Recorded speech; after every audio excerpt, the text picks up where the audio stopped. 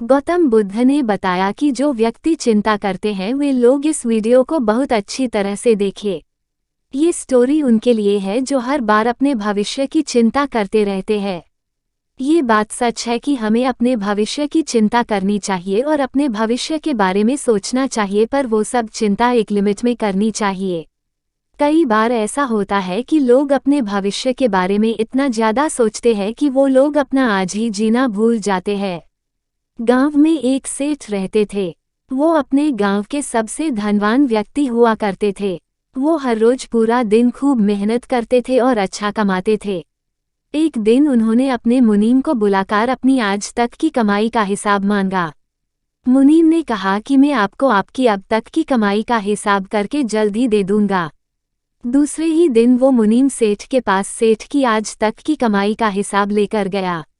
मुनीम ने सेठ को बताया कि जिस तरह से आज खर्च हो रहे हो उस हिसाब से तो आपने इतना कमा लिया है कि अगर आप आज से कमाना छोड़ दे फिर भी आपकी 5 पीढ़ियां आराम से अपना जीवन जी सकती है।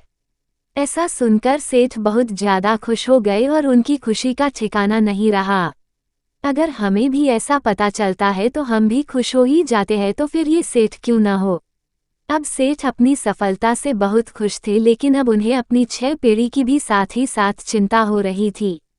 सेठ सोच रहे थे कि मेरी 6 पीढ़ी कैसी होंगी और अगर मेरी कमाई 5 पीढ़ी तक ही खत्म हो जाएगी तो फिर मेरी आने वाली 6 पीढ़ी का क्या होगा। सेठ सोचते ही सोचते अपने भविष्य के बारे में इतना सोच लेते हैं कि उनका स्वास्थ्य बिगड़ जाता है। सेठ का स्वास्थ्य अपने भविष्य की पीढ़ी की चिंता करने के कारण ही बिगड़ता है। वो अपनी भविष्य की पीढ़ी की इतनी चिंता करते हैं कि वो अपना आज ही नहीं जीना भूल जाते हैं। सेठ का एक दोस्त उन्हें मिलने के लिए आता है और सेठ की ये हालत देखकर उन्हें कहता है कि मैं आपको एक उपाय बताता हूँ, आप अगर वैसा करेंगे तो आप जल्द ही ठीक हो जाएंगे। सेठ ने कहा कि मैं बहुत सारे दिनों से बीमार हूँ, मुझे आप जल्दी से ठीक होने का उपाय बताइए।